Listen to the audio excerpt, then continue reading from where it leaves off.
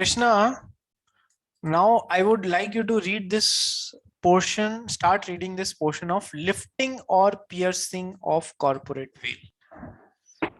Please. Now, the question may arise whether the wheel of corporate personality can even be lifted or pierced. Before going into this question, one should first try to understand the meaning of the phrase lifting the veil. It means looking behind the company as a legal person, that is disregarding the corporate entity And paying regard instead to the realities behind the legal facet. तेरी तेरे disconnect हो in, रहा है कृष्णा बार बार बीच में. Sir अभी आवाज आ रही है? हाँ अभी आ रही है. तो देखो यहां तक का मैं आपको मतलब समझाता हूं. देखो कि क्या कॉर्पोरेट वेल को पियर से लिफ्ट किया जा सकता है, उसे उस सवाल में जाने से पहले one should first try to understand the meaning of the phrase lifting the veil. यानी कि उस पर्दे को उठा देने का क्या मतलब है कि सर सेपरेट लीगल एंटिटी को मानने से मना कर देना. क्यों? क्योंकि हम सही में पर्दे की दूसरी तरफ देखना चाह रहे हैं कि असलियत क्या है. क्या कंपनी ने ये सारे गड़बड़ घोटाले किए? नहीं सर, हम जब पर्दा उठा के देखेंगे तो हमको पता पड़ेगा घोटाले करने वाले तो ये लोग थे. तो जब ये पर्दा उठेगा या फिर इसमें खड्डा किया जाएगा तभी तो आर पार दिखेगा, पियर्स किया जाएगा तभी तो आर पार दिखेगा कि सही में सच्चाई क्या है. सो लिफ्टिंग ऑफ कॉर्पोरेट वेल करना इसलिए जरूरी है, कई बार असलियत जानने के लिए ये करना जरूरी होता है, रियलिटीज बिहाइंड जानने के लिए ये जरूरी होता है. आगे पढ़ कृष्णा यहाँ से. where the courts ignore the company and concern themselves directly with the members or managers, the corporate veil may be said to have been lifted. Only in appropriate circumstances, the courts are willing to lift the corporate veil, and that too when questions of control are involved rather than merely a question of ownership. देखो control कौन कर रहा है, fraud करने में control किसका था ये जानना हुआ तो सर हम पर्दा उठाएंगे. कोर्ट हर समय आतुर नहीं रहती है कि चलो चलो हर केस में अपन लिफ्ट कर देते हैं कॉर्पोरेट वेल को, पीछे कौन है वो देखते हैं. हर केस में नहीं किया जाता है. जहां पर कंट्रोल के क्वेश्चंस आते हैं, जहां पर असलियत जानने की कोई इच्छा होती है, वहां पर ये कॉर्पोरेट वेल लिफ्ट करके असलियत जान के और सेपरेट लीगल एंटिटी मानने से मना कर दिया जाता है कि सर आपने किया है, असलियत में करने वाले आप ही हैं, इसलिए आप जिम्मेवार होंगे. ठीक है सर, किया जा सकता है लेकिन फ्रीक्वेंटली नहीं, कुछ ही केसेस में किया जाता है. मेजॉरिटी किस केसेस में, ओनरशिप जानने वाली में नहीं, कंट्रोल किसका है, किसने गड़बड़ झाला किया है वो जानने के लिए हम लिफ्टिंग ऑफ कॉर्पोरेट वेल करते हैं और मेंबर जो भी दोषी है उसको दोषी मानते हैं. सो लिफ्टिंग ऑफ कॉर्पोरेट वेल चालू करते हैं Krishna. Lifting of corporate veil. The following are the cases where company law disregards the principle of corporate personality or the principle that the company is a legal entity distinct and separate from its shareholders or members. Distinct and separate from its shareholders and members, ये वो cases हैं. सबसे पहले ये chart देखो, ये वो 5 situations हैं जहां पर हम कॉर्पोरेट वेल को के पर्दे को लिफ्ट कर देते हैं या पियर्स कर देते हैं. पढ़ इसको एक एक करके कृष्णा, एक करके पढ़ के रुकना. First, Corporate veil will be lifted. Trading with enemy. First is trading with enemy. Sir जब अपन ने कॉन्ट्रैक्ट एक्ट पढ़ा था तो उसमें अपन ने एक चीज समझी थी. क्या चीज समझी थी रे? कि कॉन्ट्रैक्ट एक्ट में मान लो एक पाकिस्तानी के बीच में और एक इंडियन के बीच में कोई कॉन्ट्रैक्ट बना है. ठीक है, ये जब कॉन्ट्रैक्ट बना था तब पाकिस्तान और इंडिया के बीच में कोई लड़ाई नहीं थी. लेकिन अभी कॉन्ट्रैक्ट बना है और अभी परफॉर्मेंस देना बाकी है. इसी बीच में इंडिया और पाकिस्तान के बीच में वार डिक्लेयर हो जाता है. इंडिया की जो सेंट्रल गवर्नमेंट है वो पाकिस्तान की सरकार के खिलाफ या पाकिस्तान देश के खिलाफ वार डिक्लेयर कर देती है. तो ये कॉन्ट्रैक्ट जो इन दोनों के बीच में बना हुआ है वो या तो टेम्पररी सस्पेंडेड हो जाएगा या फिर परमानेंटली खत्म कर दिया जाएगा. ठीक है, उसको मानने से मना कर दिया जाएगा. इसी तरीके से ये याद है ना आप लोग को, मैंने पढ़ाया था जो परफॉर्मेंस देने की जरूरत नहीं रहेगी, जब वार खत्म हो जाएगा या तो तब, और या फिर इतना ग्रेव है कि वो पाकिस्तान की कंट्री को हमारा कॉन्ट्रैक्ट फायदा पहुंचाने वाला है तो हम उसे परमानेंटली टर्मिनेट भी कर सकते हैं. ठीक है, तो अब देखो यहां पर ट्रेडिंग विद एनिमी, मान लो पाकिस्तान के 5 जने हैं, P1 P2 P3 P4 और P5. इन्होंने आकर इंडिया में एक कंपनी इनकॉर्पोरेट करी। ठीक है, इंडिया में एक कंपनी इनकॉर्पोरेट करी, मान लो टायर बनाने वाली कंपनी थी वो इनकॉर्पोरेट करी। ठीक है, टायर सप्लाई करने वाली कंपनी, और इसकी एक दूसरे इंडियन एंटिटी से कॉन्ट्रैक्ट हुआ दैट ये इसे टायर सप्लाई करेगी और ये इसे बदले में पैसे देगी। ठीक है, अब हुआ क्या कि जब ये कॉन्ट्रैक्ट चल रहा था, इधर से इधर खूब सारे टायर सप्लाई हो गए और इधर से इधर पैसा देना अभी बाकी है। ठीक है सर, इसी दौरान पाकिस्तान और इंडिया के बीच में वार डिक्लेयर कर दिया इंडिया की सेंट्रल गवर्नमेंट ने। ठीक है सर, ये तो कहानी में ट्विस्ट जब तक नहीं आएगा तब तक कहानी में मजा थोड़ी आएगा। ठीक है, इसी दौरान ये काम भी हो गया। ठीक है सर, अब अपन जानते हैं तो कि कॉन्ट्रैक्ट जो है वो या तो सस्पेंड हो जाते हैं। तो ये जो कंपनी है इंडिया में खोली गई है, ठीक है, इसने यहाँ पर इस दूसरी कंपनी के ऊपर, एंटिटी के ऊपर केस लगाया कि हमारा पैसा बाकी है। भाई दो भाई, ऐसे थोड़ी ना होता है, आपने टायर लिए हैं हमसे। तो सर कोर्ट ने क्या किया, लिफ्टिंग ऑफ कॉर्पोरेट वेल किया। इस कंपनी जो खुली हुई इंडिया में है और इसको जो मेंबर्स हैं उनके बीच में जो पर्दा पड़ा हुआ था उसको उठा के देखा कि सर पीछे तो ये कंपनी भले ही इंडिया में खोली गई है पर है तो पाकिस्तानी बनाने वाले इस कंपनी को। तो क्या किया जाए, लिफ्टिंग ऑफ कॉर्पोरेट वेल करने पे ये सिचुएशन समझ में आ गई कि यदि इंडियन एंटिटी ने इस कंपनी को पैसा दिया तो वो पैसा एक्चुअली में पाकिस्तान के हाथों में जाएगा, पाकिस्तानी कंपनी के हाथ में जाएगा, जो कि कहीं ना कहीं उस पैसे को पाकिस्तान में प्रॉफिट्स को सप्लाई किया जाएगा जिससे कि वो उस पैसे को इंडिया के खिलाफ वार में काम में लेंगे। So it has become a situation which is trading with enemy. So if ऐसी सिचुएशन हो जाती है wherever trading with enemy, हमको कब पता पड़ा कि we are trading with enemy, जब ये कॉर्पोरेट वेल लिफ्ट करके देखा गया तो पीछे का सीन समझ में आया, असलियत क्या है। तो ट्रेडिंग विद एनिमी में ये केस हमको समझ में आ गया कि सर अब इसको पैसे सप्लाई करने की कोई जरूरत नहीं है, कोर्ट ने मना कर दिया क्योंकि यहाँ पर लिफ्टिंग ऑफ कॉर्पोरेट वेल करके पीछे की सिचुएशन देखी गई। So corporate veil can be lifted in case you are trading with enemy. क्या ये पहला केस समझ में आया? बोलो हाँ सर, अरे बोलो। हाँ सर। पलक राठी,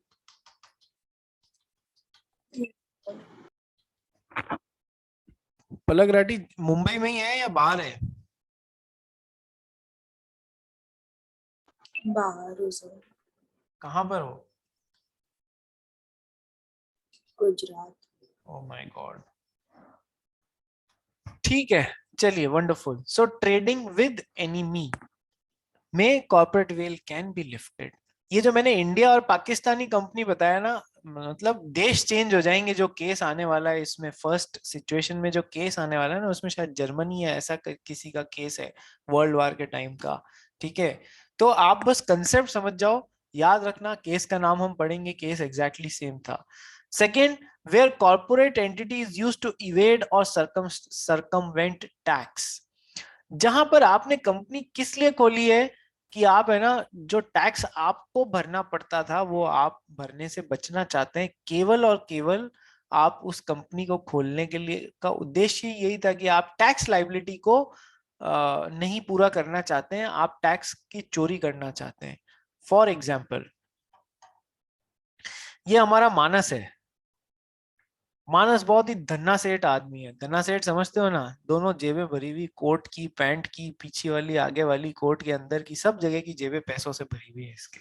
ठीक है, मानस को इतनी इनकम होती है साल के 50 लाख रुपए। अरे बाप रे, मानस ऐसा क्या कर दिया तूने कि तेरे को 50 लाख रुपए की इनकम होती है साल की?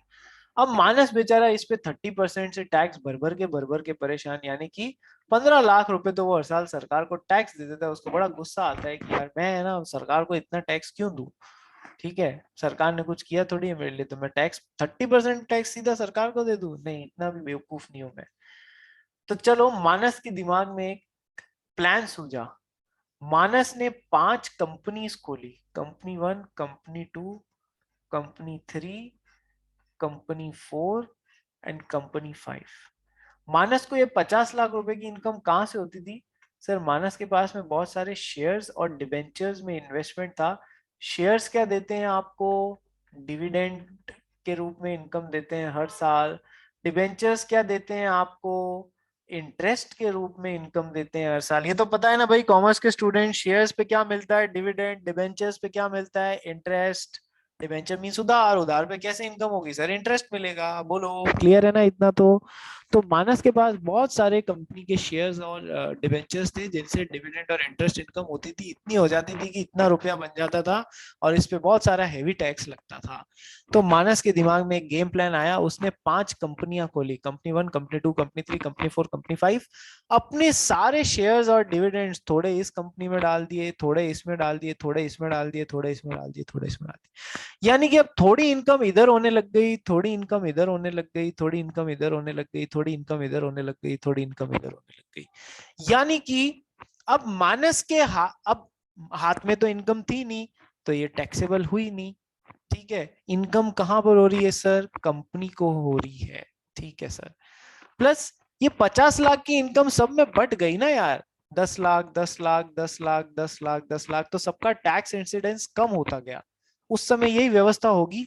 ठीक है, अब मानस बदले में अब चलो शेयर्स और डिबेंचर्स इन कंपनियों में डाल दिए, इनकम भी शेयर्स और डिबेंचर्स से इन कंपनियों में हो रही है। अब मानस के दिमाग में एक और प्लान आया। क्या प्लान आया? कि मैं क्या करता हूं, ये शेयर्स और डिविडेंड से जो इनकम इन कंपनियों ने रिसीव की है, मैं इसको वापस इन कंपनियों से उधार जैसे ले लेता हूं। कि ये इनकम जो हो रही है इन कंपनियों को, ये कंपनी ने मेरे को उधार दिया, मानस को, इसने भी उधार दिया, इसने भी उधार दिया, इसने भी दिया, इसने भी दिया। और वापस क्या हुआ? वापस ये हुआ कि है ना, मैं इस उधार को कभी चुकाऊंगा ही नहीं, और कंपनी बैड डेट्स जैसे लिख लेगी तो मुझे भी कोई टैक्स पे नहीं करना पड़ेगा। कंपनी की मैंने इस तरीके से राउट कर ली, जो इनकम मेरे को आ रही थी वो कंपनी में आने लगी, कंपनी से मेरे को आने लगी, और मैं कभी वापस चुकाऊंगा नहीं, इसलिए कंपनी ये मैंने इनकम राउट कर ली। ठीक है, इस केस का नाम एक्चुअली में है दिनशॉ मानिक जी पेटिट केस। दिनशॉ मानिक जी पेटिट केस। एग्जैक्टली यही किया था दिनशॉ मानिक जी नाम के आदमी ने, अपना टैक्स इंसिडेंस बचाने को। ठीक है, अब सरकार, अब जब बाद में टैक्स अथॉरिटीज को तक बात पहुंची तो उन्होंने गड़बड़ झाला समझ लिया, बात कोर्ट तक पहुंची, तो कोर्ट ने कॉर्पोरेट वे लिफ्ट कर दिया। यानी कि मानस ने ये सारा काम क्यों किया था? Just to evade tax. Evade यानी कि टैक्स देने से बचने के लिए, जस्ट टू इवेड टैक्स उसने ये काम कर दिया था। ठीक है, सो लिफ्टिंग ऑफ कॉर्पोरेट वेल हो चुका है। कंपनी की और मानस की सेपरेट लीगल एंटिटी मानने से मना कर दिया गया है, एक ही माना गया है। ठीक है, क्या ये केस सेकंड वाला समझ में आया आपको? बोलो हाँ सर, जल्दी बताओ। अरे सुनाई दे रहा है या नहीं दे रहा है? Yes sir. ठीक है, कृष्णा सुनाई दे रहा है? हाँ सर। तो यार इतनी ढीला रिस्पॉन्स क्यों है रे? ढीले राम हो गया सबके सब।